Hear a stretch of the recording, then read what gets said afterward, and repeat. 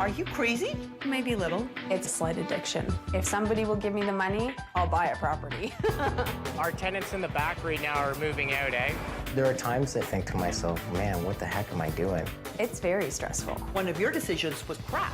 Things could get out of hand and we could lose it all. Money, money, money, money, money, money, money.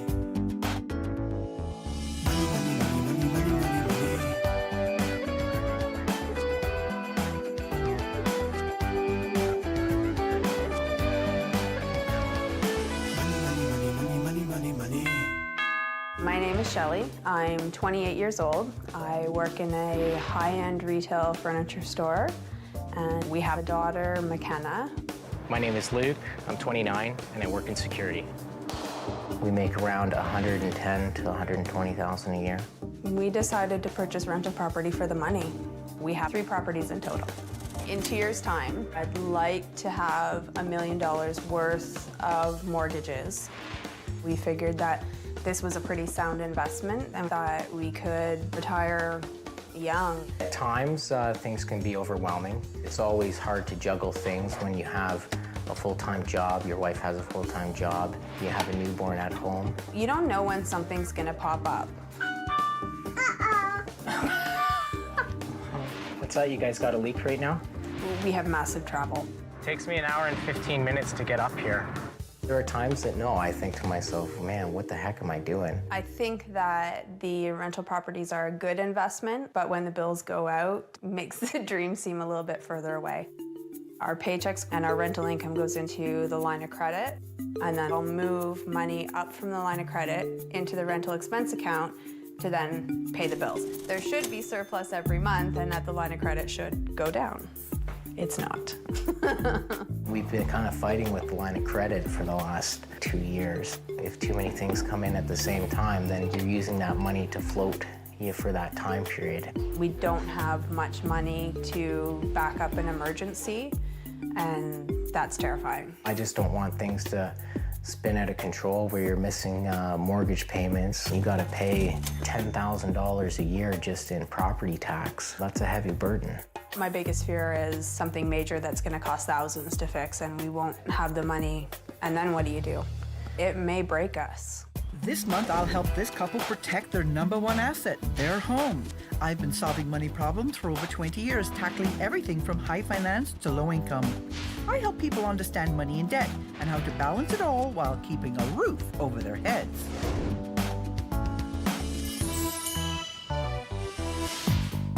Shelley and Luke have been buying property like it's a board game. But the money is real, and so are the risks. One bad move could bankrupt their young family. I'm here to make sure they don't leave it all to chance. Gail Voss-Oxlade. Hi, Gail. Shelley. Nice to meet you. Nice to meet you. Hi, Gail. Luke. Nice to meet you, Luke. If you don't mind, the first thing I'd like to do is drop my bag and have a quick look around. So this is a pretty little house. How much did you have set aside for the upgrades that you wanted to make? Nothing. What did you spend on this bathroom? I spent about $3,500. There's a whole bunch of stuff jammed everywhere, and paint jobs that aren't finished. This is kind of way they run their rental properties, too. What? What a mess! I don't know where you got this money management system, but it sucks. What you do is you take all your income and you throw it on your line. And then you pay all your expenses off your line. So you have no distinctions between what's personal versus what's business income. It's just sort of like soup. And one of the things that I noticed was you didn't include any income from your rental properties as your income. No. Well, I'm sure there is some. I just don't know what it is. You're running a business and you don't know if you're making a profit? If you really worked it out, it probably would. Hello, note to Gail. Really work it out. It has to be wearing. To work a full-time job and then be terrified that it's all going to fall down around your ears every time you get faced with some future expenses that will virtually wipe you out. If either one of you lost your job or got sick, this whole house of cards would come tumbling down because you are so dependent on your incomes to keep this sucker floating. You're a hair's breadth away from bankruptcy. Your home and your family are at huge risk. So the next thing I want to do is I want to show you where your money has been going, and hey, we're going to fix it. I think in a sense it's a bit of tough love to get you to look back and say, okay, maybe there really is a bigger problem than I thought here. This is your personal spending. When we add up your grocery, restaurant, and booze, it's over $1,000 a month for 2 people and a baby. Home decor, building supplies, $1,059 a month. That's a lot of money. Shelley and Luke aren't just overspending on their personal expenses. Thanks to their hodgepodge money management system, they have no idea how much or how little they're making from those rental properties. I broke out each account separately so that it would be understandable. You have your credit card one, negative $400. So you were carrying that balance on average over a 6-month period, okay? On your credit card 2, you're up $4. On your credit card 3, you were down almost $9. When it came to your line of credit, you put $11,000 into the line, but you spent $10,007, so you were up about $675. Into your rental account, we have $7,200 going in, almost $10,000 coming out, so you're negative $2,657. Because they haven't been tracking their costs, while Shelley and Luke think they're reimbursing their business expenses, in reality, their paychecks are making up the difference. And that means every month, they're in the hole. The net result is that your properties are behind $1,900 every month. You're forgetting the fact that you keep generating income from your day jobs. If that income is constantly being used to keep everything else at even, then you're actually losing money every single month. Make sense? That does make sense, yes. Okay. Yeah. So the long and the short of it is, guess how much you're overspending by every single month? 2,000. $3,200 a month. 5 years, $1.2 million worth of debt. Wow. So you will have achieved your dream. Yeah. Not the right way. No. Yeah, I didn't like that part. No, that didn't sit well. I'm more screwed than I thought. Is that where you want to go? Absolutely No, I don't not. want to go. Do you promise me that you will do anything I ask? Yep. We can fix this problem, and better yet, you can earn up to $5,000. Great. We are going to clean up the mess that you've made. We are going to create a safety net for you. And we're going to make you start planning so that you're not flying by the seat of your pants, okay? I guess the next thing we should do is figure out what you're going to live on. Shelley and Luke think owning income properties is the key to their financial future. We want to retire young. But these aspiring property moguls are finding there's a little more to it than collecting rent checks. You're thinking to yourself, look at all the money that's rolling in, man. I see a lot of money rolling out, too. That's it! I've shown them their full-time jobs are supporting the income properties, not the other way around. Your home and your family are at huge risk. And making the 3-hour round trip to check on tenants is taking a toll on their family life. The phone rings off the hook. There's bills that come in every day. It can be very tiring. To get a handle on things, they're going to have to play by my rules. For the next month, these homeowners will learn to live on a strict cash budget. No more credit cards. They'll complete weekly challenges to tackle their money and relationship issues. And if they're willing to change, I'll reward them with thousands of dollars to pay down their debt. No changes, no money. Pony up with the credit cards and the debit cards. Come on, give them over. You knew this was coming. I knew it was coming. Yeah. I am cutting your variable spending by 83%. Wow. Instead of the $5,900 you were spending, you will have $1,000 a month. Wow. You will have $125 a week for food, $50 a week for transportation. That's not even going to put gas in both vehicles. This is personal transportation, not business transportation. You'll have $31.25 for clothing and gifts, $25 for entertainment, and $22.50 for other. You keep the receipts in the jar. You keep a running total. That means everybody knows exactly what's going on. Nobody can fudge it. There are 2 cards in here that you use strictly for business, so I'm going to give those back to you. But you can't do any personal stuff. I will check your bank statements, because if you cheat, you don't get the money. Okay. Now, you, Miss Smarty Pants, you think you know what the challenge is. I think that you're gonna make me realize that my rental properties maybe don't make money. You have to make a budget for each property. And by divvying it up like this, you will have a very clear sense of not only what you're making and what you're spending, but also what each property is costing you. Each property has costs beyond the mortgage, like maintenance and taxes and utilities. There is also the time and cost involved with traveling back and forth to those properties, an hour and a half each way. Shelley and Luke need to include all these variables when considering their net profit. We're gonna take the money that we have sitting here that is equal to the income for each property and move it over into the expense pile.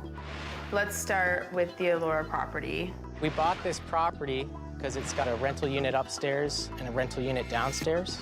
Now, water tank rental. This is a fundamental exercise which should have been done before they purchased each property. We're actually making $130 a month. That's a lot lower than I thought. I am a little bit disappointed to be away from my family and stuff for like 130 some bucks. The numbers are adding up a lot higher than I thought. We're gonna do Arthur next. The white building there, bought it from my father-in-law. A solid commercial unit and 3 solid tenants right now brings in a pretty good revenue. So the annual maintenance, I think, is gonna have to be a lot higher. Accounting and legal costs, 60, 70, 80, 90. So we make 110 on Arthur. That's even worse than Elora. For this property, we are running a negative amount if we don't have a renter here. The house where Shelley and Luke live with their daughter has a rental unit which is currently empty, but they haven't been in a rush to find a new tenant. Now they're realizing how much they need that extra income. Between all of the properties, we're running short $167.50 a month. Well, that sucks. I was really under the impression, though, that we were spending money from the properties. If we didn't have sort of good jobs, or if one of us did lose a job, it would be bad. Funny how when you just break it down to its simplest form, making a budget for each property, it becomes really clear. You are aware of the effort you are putting in and the reward you are getting or not getting. Yeah. Okay? Because you are trading off a lot. You're trading off time with your family. Breaking it down like that kind of does simplify it a little bit more. How do you feel about how the whole week went? We don't have enough money for gas. We can get to work and back, and it's pretty tight. Okay, so you have to decide what else you're not going to spend money on in order to have enough money, and you're going to have that opportunity this week. Okay. Because that's this week's challenge. This week's challenge is to make a budget that balances. Now you've done the business side of it, you have to do the personal side of it. Of course, all of these plans assume that your rental unit is actually rented, so rent it. I would love to. We decided to purchase rental property for the money. But for rookie real estate investors, Shelley and Luke, more money's going out than is coming in. 5 years, $1.2 million worth of debt. To be $1 million in debt before 30, I think it would scare a lot of people. I challenged them to stop flying by the seat of their pants and actually do the math. So we're not making money. Well, that sucks. When the bills go out, it makes the dream seem a little bit further away. The empty basement apartment in their home is keeping them in the red. All of these plans assume that your rental unit is actually rented, so get that sucker rented. To get a sense of the rental market in their area, Shelley and Luke looked at comparable units. Oh, nice kitchen. Big bathroom. Looks all fairly new. I like it. I think they could get more than $850. What do you think, McKenna? How do you like the wood theme, dear? It's pretty ugly. Oh, it's a kitchen. This is $800 a month? Wow. We don't have a separate bedroom in ours either. But I could build a bedroom But we this could easily size. put a wall up. Maybe we should. Yeah. And then we maybe could get ever. more money for it.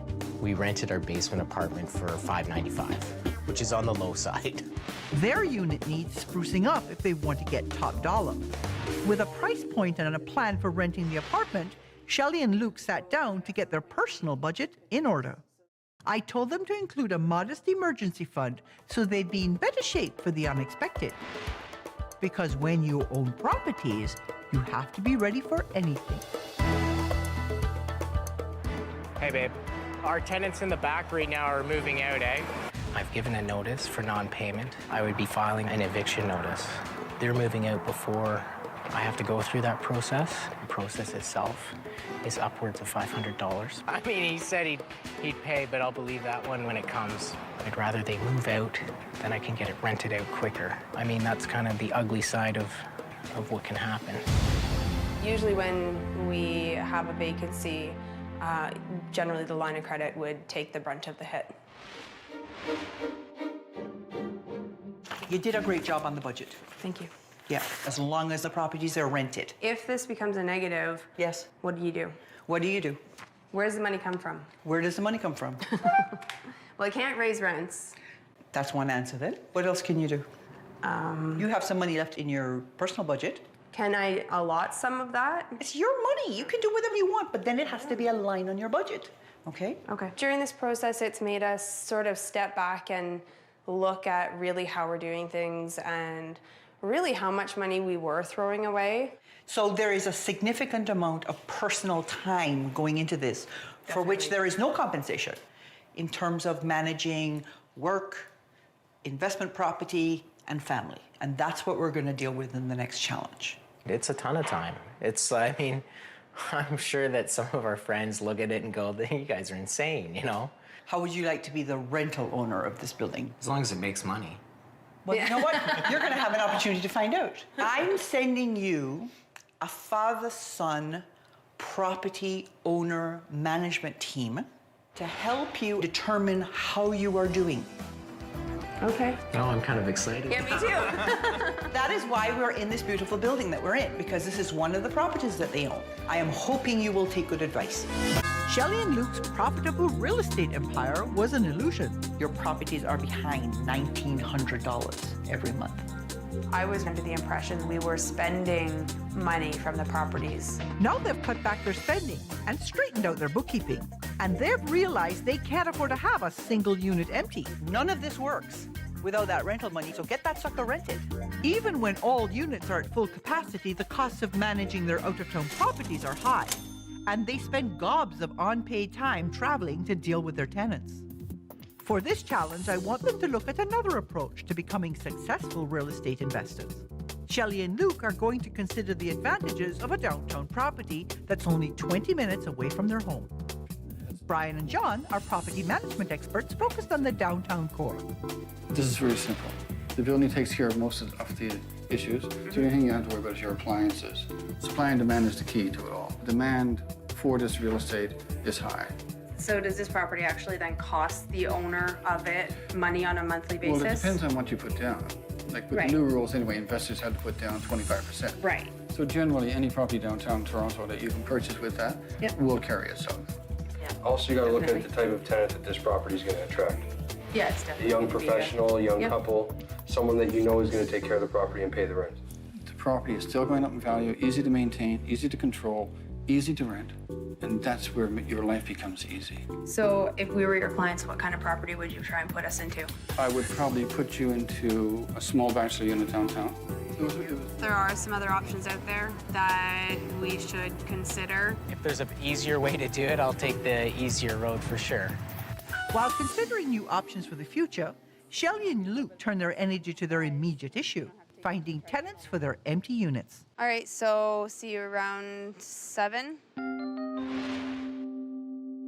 So what did you learn when you went out with the barons of property? I think I took away from it that there is another way. I think at this point, we'll take a step back and... I think collectively too, like, you know, we want to put the money aside to balance things, kind of straighten things out again. Yeah. And if she wants to like acquire something else, things will be in balance then because the cash will be behind it to do it.